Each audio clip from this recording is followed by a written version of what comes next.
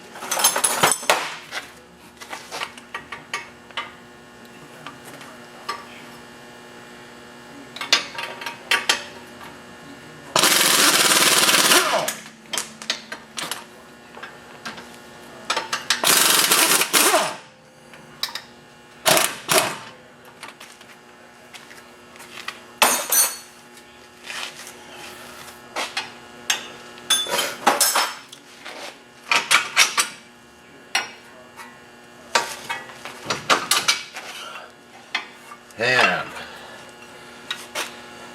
that's all freed up now. So what we have to undo is this nut or bolt right here, which will release the axle out of the spindle housing. And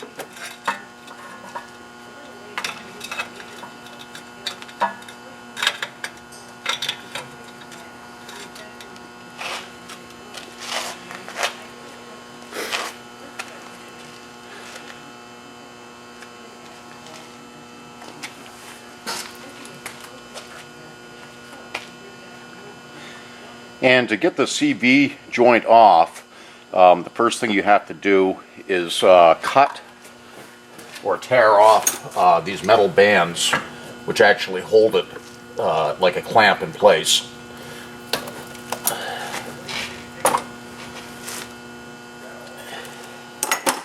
And then the way these come off in all these later cars is there's actually a hole right through here, and you just put the bolt back in and then take a run it in, and it'll just pop it right off like that.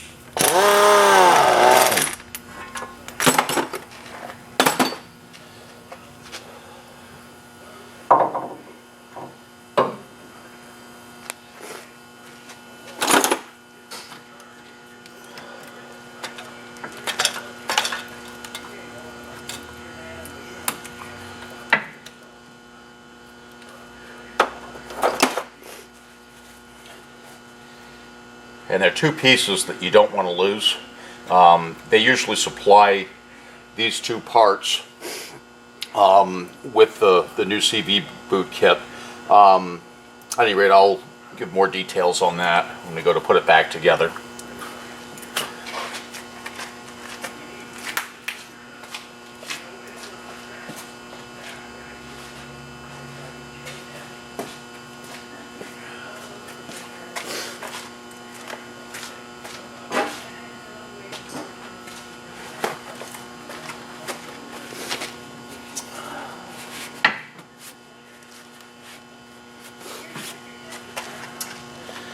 And when you put on the new CV boot, just put the clamp on first. Saves you from having to pull it apart and stretching it and all that good stuff. And the CV boot just basically will slide right on. And you have to get it over a little ridge. And once that's in place, this washer has concave on one side, is convex on the other side. The concave side you want to be pointing towards you when you put it back on. And the little plastic spacer, the taper, the thin side of the taper is towards you.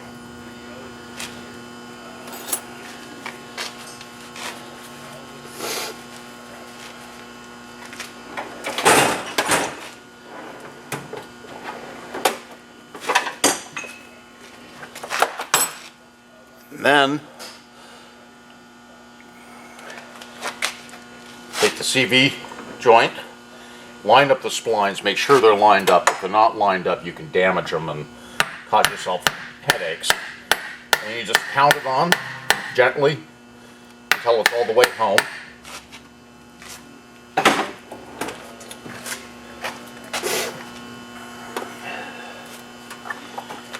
And the nice thing about these later cars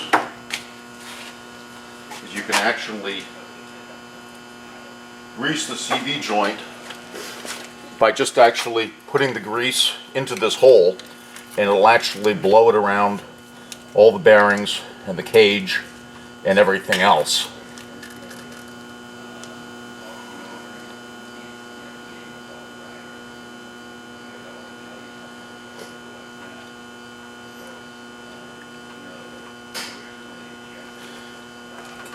And once it's extruded in there pretty good, what I do is I just take the rest of the grease and put it right into the boot area. And the centrifugal force from the axle turning will spread the stuff all over inside of there anyway, so you don't have to really be critical about placing the stuff into the bearings, because this, when we put it in here, it already went past all the bearings and the race and the cage.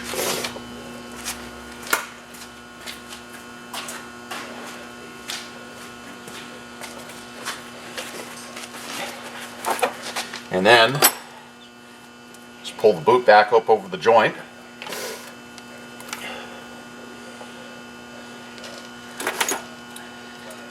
And you put this clamp on just like that. And then what I use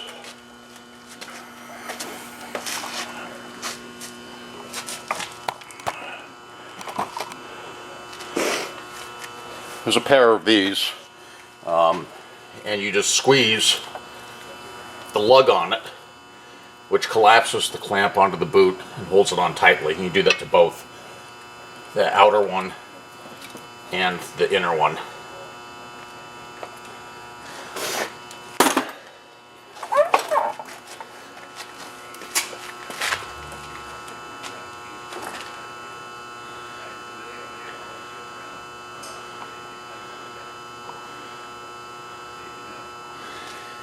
And then all that remains is putting the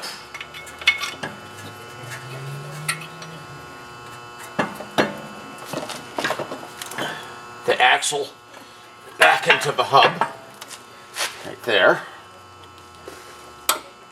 And then when I find the bolt, what do I do with that? Yeah, there it is. Put the bolt in there, and I usually actually reconnect this before I tighten the bolt.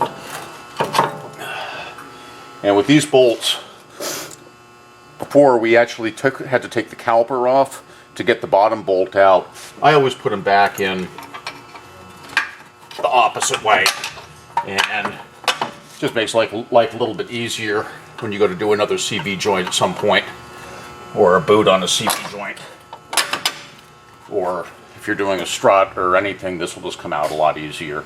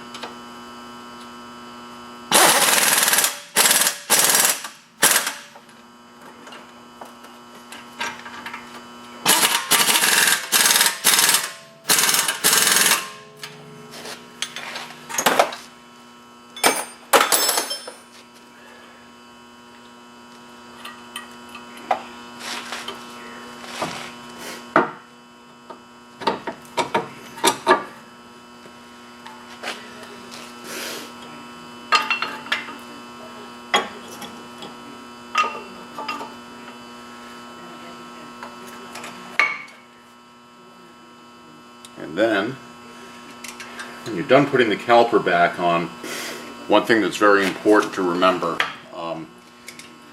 is in order to get the caliper off, I actually squeezed back the inner pad on the piston. So you need to, before you drive the car, climb in the car, pump up the brake pedal. Otherwise, you may not have brakes for the first 3 or 4 times you pump the pedal. And many cars have actually been backed into lift posts, toolboxes, walls, all kinds of other things because of this simple little mistake that a lot of people make by forgetting to do that. What I do is I pump up the brakes before I even put the tires on the car. I use that method just as a reminder, just kind of a force of habit that if you do it the same way every time, you'll never forget.